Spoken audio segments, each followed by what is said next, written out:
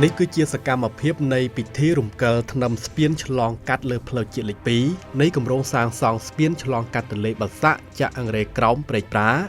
ដែលមានការចូលរួមពីឯកឧត្តមពេញពូនីរដ្ឋមន្ត្រីក្រសួងសាធារណការនិងដឹកជញ្ជូន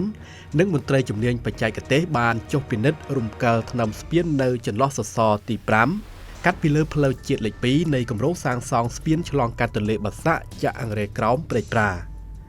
សូមជម្រាបថាគម្រោងសាងសង់ស្ពានឆ្លងកាត់ទន្លេបាសាក់ចាក់អង្រែក្រោមព្រែកប្រានេះគឺបានសម្រេចវឌ្ឍនភាពក្នុងការសាងសង់គឺចំនួន 53% ហើយគិតត្រឹមដំណាច់ខែវិច្ឆិកាឆ្នាំ 2025 នេះ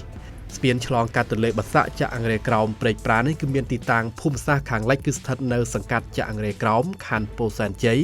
និងខាងកើតស្ថិតនៅសង្កាត់ព្រែកប្រាខណ្ឌច្បារអំពៅរាជធានីភ្នំពេញឯកឧត្តមរដ្ឋមន្ត្រីក្រសួងសាធារណការនិងដឹកជញ្ជូនបានណែនាំឲ្យក្រុមហ៊ុនសាងសង់គឺត្រូវគិតគូរពីសុវត្ថិភាពជាចម្បងនិងពន្លឿនដល់ការសាងសង់ដើម្បីអាចបញ្ចប់មុនផែនការដែលបានគ្រោងទុកនិងប្រកបដោយគុណភាព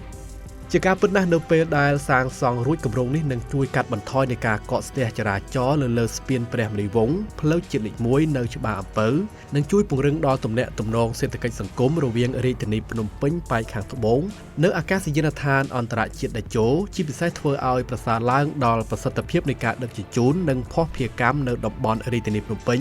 កាត់បន្ថយការកកស្ទះចរាចរណ៍នៅតាមដងទន្លេបាសាក់និងជួយពន្លឿនការអភិវឌ្ឍក្នុងតំបន់ឯកឧត្តមរដ្ឋមន្ត្រីក៏បានវាតម្លៃខ្ពស់ចំពោះក្រុមហ៊ុនសំណង់សៀងហៃដែលកំពុងអនុវត្តគម្រោងដោយគោរពតាមបទដ្ឋានបច្ចេកទេសនិងកិច្ចសន្យាបច្ចេកទេសប្រកបដោយគុណភាពនិងសោភ័ណភាពឯកឧត្តមក៏បានស្នើដល់អង្គភាពនិងស្ថាប័នពាក់ព័ន្ធឲ្យខិតខំសម្របសម្រួលដោះស្រាយនិងកាត់បន្ថយផលប៉ះពាល់ជាមួយនឹងប្រជាពលរដ្ឋដើម្បីជំរុញឲ្យគម្រោងផ្លូវតភ្ជាប់អាចដំណើរការនិងបញ្ចប់ស្របពេលជាមួយស្ពានដើម្បីប្រសិទ្ធភាពនៃការតភ្ជាប់ការធ្វើចរាចរណ៍របស់ប្រជាពលរដ្ឋ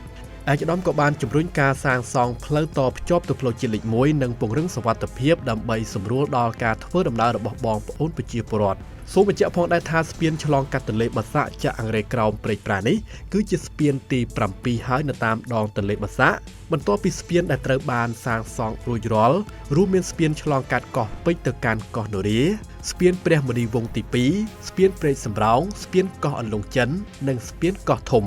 ដូច្នេះតាមរយៈគម្រោងនៃការសាងសង់ស្ពាននេះគឺពិតជាផ្ដល់នូវសារៈសំខាន់សម្រាប់បងប្អូនប្រជាពលរដ្ឋក្នុងការធ្វើដំណើរជាពិសេសអ្នកធ្វើដំណើរឆ្លងកាត់ពីភូមិសាស្ត្ររាជធានីភ្នំពេញឆ្ពោះទៅកាន់តំបន់ច្បារអំពៅគឺកាន់តែមានភាពងាយស្រួលកាត់បន្ថយការកកស្ទះចរាចរណ៍នៅតំបន់ស្ពានព្រះមុនីវង្សឬក៏តំបន់ច្បារអំពៅនេះតែម្ដងដែលជាធម្មតាតែងតែមានការកកស្ទះចរាចរណ៍បើទោះបីជាមានស្ពានអាកាសនៅចំណុចក្បាលខ្នោះក៏ដោយនោះដូច្នេះតាមរយៈការបង្កើតឲ្យមានស្ពានមួយទៀតគឺសម្រួលបានយ៉ាងច្រើនក្នុងការសម្រួលដល់ការធ្វើដំណើររបស់បងប្អូនប្រជាពលរដ្ឋហើយជាពិសេសថែមទៀតធ្វើឲ្យការរស់នៅរបស់បងប្អូនប្រជាពលរដ្ឋនៅក្នុងទីក្រុងភ្នំពេញគឺកាន់តែមានភាពងាយស្រួលធ្វើដំណើរបានលឿនរហ័សទាន់ចិត្តនិងជំរុញកំណើនសេដ្ឋកិច្ចជាតិទៀតផង